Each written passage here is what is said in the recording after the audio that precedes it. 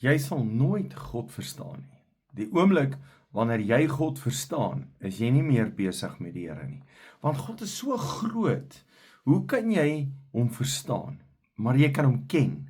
Hoe meer jy soek aan die Here, hoe meer kan jy hom ken, hoe meer openbaar hy homself. En ek dink jy moet goed besef. As jy seker goed van God besef, dan gaan dit baie beter met jou lewe. En kom ek lees vir jou Handelinge 17 vers 26. Hy sê uit een mens het hy elke nasie van die mensdom gemaak om oor die hele aarde te woon. Hy het die tye van hulle bestaan bepaal en die grense van hulle bepaal.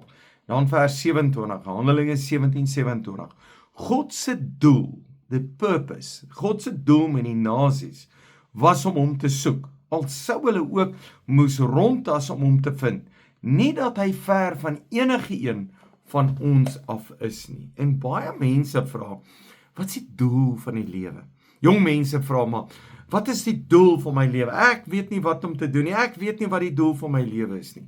Dan wil ek sê, ouers, leer jou kind dat God jou geskape het om hier op aarde te wees. God wil jou nie in die hemel hê nie. Hy wil jou hier op aarde hê. En hier op aarde het hy jou geskape om na hom te soek. Nou, dis hoekom die Here nie wil hê ons moet selfmoord pleeg nie. Hy wil nie hê dat ons moord moet pleeg nie. Want ons moet nie God wees nie. Ons moet nie tyd bepaal nie. God bepaal tyd. En hier op aarde wil die Here hê ons moet leef. En nou wat ek glo met my hele hart, en asseblief moenie aanstoot neem nie, is dat dis 'n duiwel wat besig is om met jou te praat om jou eie lewe te neem. Dis 'n demoon wat besig is om met jou te praat. Dis nie die Here nie, dis nie die Heilige Gees nie. Ek kan jou beloof, jy weet ook, dis nie God se Gees wat met jou praat nie. Dis 'n demoon wat met jou praat om 'n einde aan jou lewe te maak. Daarom moet jy na God se woord luister en weet, God het jou geskaap om op hierdie aarde te wees en na hom te soek.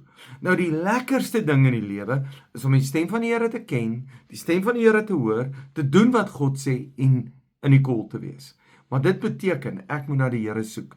Die oomblik as jy die Here soek, begin daar 'n vrede in jou lewe kom, daar begin 'n kalmte in jou lewe kom, daar begin 'n guns in jou lewe kom.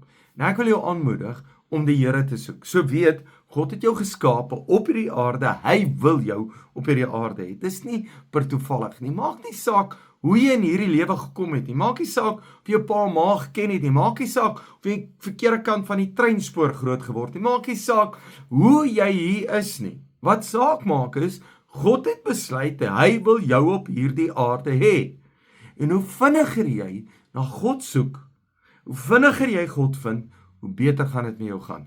Hoe meer gaan jy die lewe geniet, want dit is lekker saam met die Here. So, soek na die Here, soek God. Kom ek bid vir jou. Dankie Here, dat hy elkeen wat na my geluister het, elkeen wat nou na my luister het, u gemaak om op hierdie aarde te wees.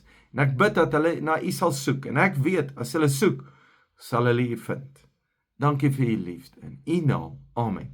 Dankie, jy is 'n great blessing.